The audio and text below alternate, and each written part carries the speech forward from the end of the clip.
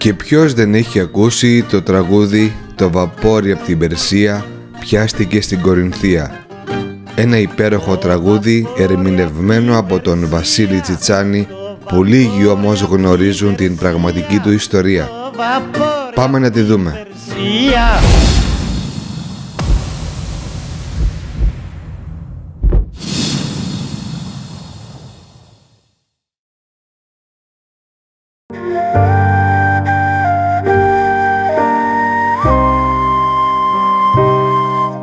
Το 1977 πιάστηκε στα Ίστιμια το περιβόητο βαπόρι από την Περσία με 11 τόνους χασίς, το οποίο ενέπνευσε τον Βασίλη Τσιτσάνη για το τελευταίο του τραγούδι.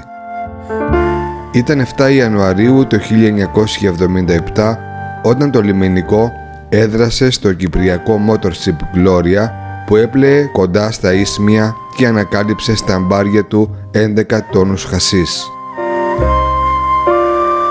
Μία από τις μεγαλύτερες ποσότητες ναρκωτικών που είχε βρεθεί μέχρι τότε στην Ελλάδα.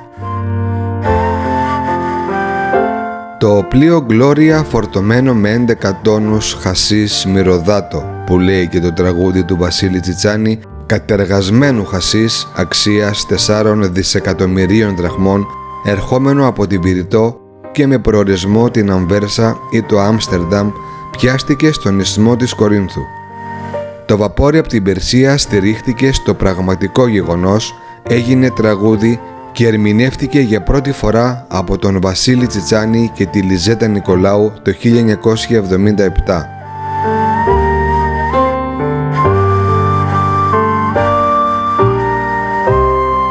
Τα ρεπορτάζ των εφημερίδων της εποχής εκείνης ανέφεραν ότι το Gloria ήταν πλευρισμένο στα Ίσμια και περίμενε εντολές για την πορεία του, όταν βρέθηκαν πάνω του 11 τόνοι χασίς σκεπασμένοι με λινάτσες.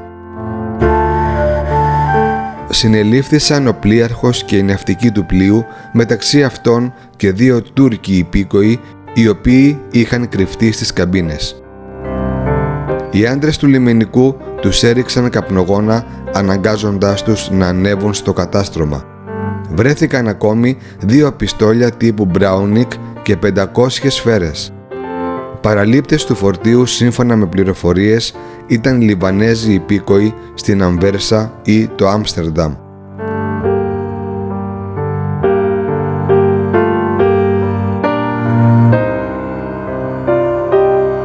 Ο πλοίαρχος του πλοίου ήταν ο Νίκος Ξανθόπουλος, ο Captain Nick όπως τον αποκαλούσαν.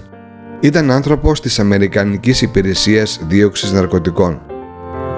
Ο Captain Nick, με τα καράβια που είχε στην κατοχή του, είχε γυρίσει όλες τις θάλασσες του κόσμου και είχε γνωρίσει τους πάντες γύρω από τα κυκλώματα του εμπορίου ναρκωτικών, από τις χώρες παραγωγής μέχρι και τον τελευταίο παραλήπτη χοντρέμπορο. Λαθρέμπορος τσιγάρων στην αρχή και ο ίδιος, διαφοροποιήθηκε στην πορεία εξαιτίας του θανάτου ενός αδελφικού του φίλου από υπερβολική δόση μορφίνης. Από τότε ορκίστηκε στην καταπολέμηση των ναρκωτικών.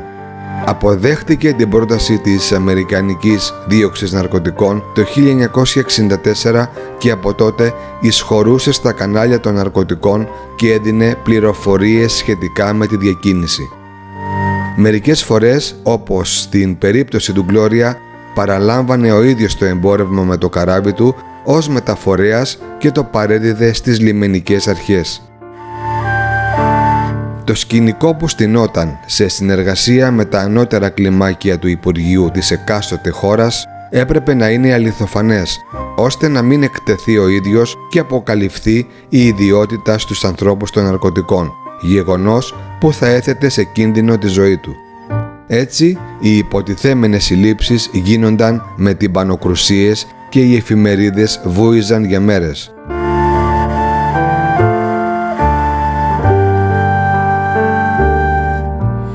Το χριστουγεννιάτικο δώρο στην περίπτωση της Gloria συνέβη το εξής. Ο Captain Nick βρισκόταν με το καράβι στη Λάρνακα όταν τον πλησίασε ένας ναυτικός πράκτορας και του πρότεινε μία μεγάλη δουλειά. Ένα φορτίο από την Βηρητό με προορισμό το Ρότερνταμ. Ο Captain Nick δέχτηκε και τράβηξε με το πλοίο του για τη Βηρητό στο λιμάνι Τζουνίχ. Εκεί συνάντησε 2 Λιβανέζους έμπορους και συμφώνησαν για τη μεταφορά του εμπορεύματος, το οποίο ήταν 300 σακιά χασίς, 40 κιλά το καθένα. Το ποσό για τη μεταφορά καθορίστηκε στα $300.000, τα μισά για τη φόρτωση και τα άλλα μισά με την παράδοση στο Ρότερνταμ. Η παραλαβή του εμπορεύματος έγινε έξω από το παραθαλάσσιο χωριό Ιμπέιλ, όπου με βάρκες μεταφέρθηκαν τα τσουβάλια με το χασίς. Με την τελευταία βάρκα μπήκαν στο Γκλώρια και οι 2 Τούρκοι συνοδοί του εμπορεύματος.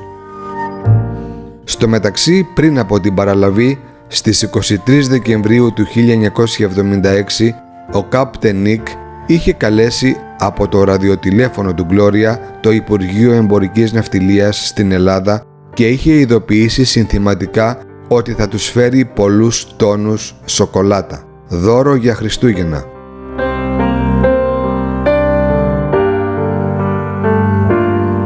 Η εντολή ήταν να προχωρήσει, ενώ συμφωνήθηκε ο τρόπος και ο τόπος προσέγγισης. Για να μην εκτεθεί στους λαθρέμπορους, ενημέρωσε ακόμη το Υπουργείο Εμπορικής Ναυτιλίας ότι θα πλεύσει 10 μίλια νότια της Πύλου και ζήτησε το ελληνικό καταδιοκτικό του λιμενικού να τους προσεγγίσει στο συγκεκριμένο σημείο για έναν τυπικό έλεγχο. Μετά τη φόρτωση του εμπορεύματος, ο Κάπτεν Νικ έβαλε πλώρη για την Πύλο, έχοντας πλήρωμα 2 ναύτες, μαζί τους βεβαίως και 2 Τούρκοι συνοδοί, ο Αρίφ Πόλακ και ο ανιψιός του Ρεζίκ Πόλακ. Κατευθυνόμενος προς την Πύλο, συνάντησε 11-12 μποφόρ που τον ανάγκασαν να αλλάξει πορεία. Τράβηξε προς τη Σύφνο, όπου αγκυροβόλησε προσωρινά. Ειδοποίησε εκ νέου το Υπουργείο Εμπορικής Ναυτιλίας και πήρε εντολές για νέο τόπο συνάντησης, τα Ισθμία Κορίνθου. Το Γκλώρια έφτασε στις 11 Ιανουαρίου 1977 στα Ισθμία, όπου το περίμενε σχεδόν όλο το λιμενικό σώμα. Οι 2 Τούρκοι οδηγήθηκαν στις φυλακές του ναυπλίου, ενώ ο Κάπτεν Νικ και το πλήρωμά του, μετά τις αρχικές υποτιθέμενες συλλήψεις, δέχτηκαν τα συγχαρητήρια του αρχηγού Υπουργού Εμπορικής Ναυτιλίας Αλέξανδρου Παπαδόγκονα. Το Υπουργείο Οικονομικών όρισε ως αμοιβή για τη μεγάλη επιτυχία 7.800.000 δραχμές. Ο Νίκος Ξανθόπουλος από αυτά πήρε 1,5 εκατομμύριο δραχμές, ενώ τα υπόλοιπα μοιράστηκαν μεταξύ των αξιωματικών.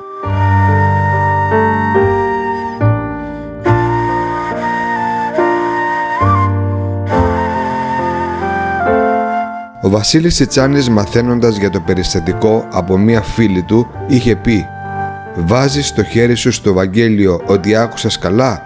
11 τόνοι μαύροι, πρωτοφανές», της είπε. Αμέσως του ήρθε η έμπνευση και άρχισε να γράφει την πρώτη στροφή του τραγουδιού «Το βαπόρι από την Περσία». Ήταν Σάββατο, πιάνω από εδώ, πιάνω από εκεί, δεν μου άρεσε το τέμπο. Μετά έγραψα τη δεύτερη στροφή πίσω από ένα αγγελτήριο γάμο. Μετά μου ήρθαν στο νου οι μουσικές που γύρευα και όλα πήγαν ρολόι, είχε πει ο ίδιος. Μέσα στο Γενάρη το ηχογράφησε με τη Λιζέτα Νικολάου στα δεύτερα φωνητικά και το τραγούδι κυκλοφόρησε τον Απρίλη του 1977 σε δίσκο 45 στροφών. Το βαπόρι από την Περσία ήταν η τελευταία μεγάλη επιτυχία του Τσιτσάνη, αν και δεν παίζονταν από το ραδιόφωνο λόγω του θέματός του. Από τότε γνώρισε πολλές επανεκτελέσεις και αποτελεί μέρος του ρεπερτορίου στα λαϊκά μαγαζιά.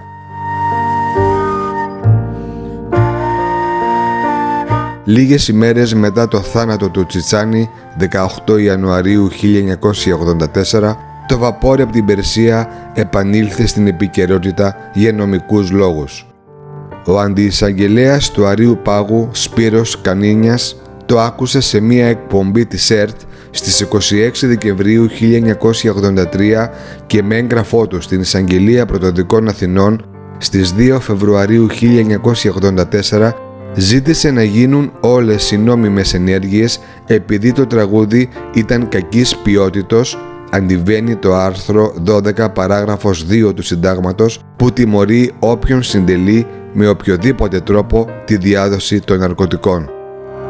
Η υπόθεση ανατέθηκε στον εισαγγελέα πρωτοδικών Δημήτριο Μαλακάση, ο οποίος διενήργησε προκαταρκτική εξέταση και στο πόρισμά του που υποβλήθηκε στις 26 Ιουλίου 1984 στον εισαγγελέα εφετών της Αθήνας ανάφερε ότι έθεσε τη δικογραφία στο αρχείο επειδή το τραγούδι δεν μπορεί να οθήσει στη χρήση και διάδοση ναρκωτικών. Στο ίδιο έγγραφο, ο εισαγγελικός λειτουργός χαρακτηρίζει το τραγούδι από τα ατυχή του λαϊκού συνθέτη και υποστηρίζει ότι φρόνιμο θα είναι να μην εκπέμπεται από την τηλεόραση γιατί τα μεταδεδόμενα από αυτή πρέπει να είναι ποιοτικής στάθμης.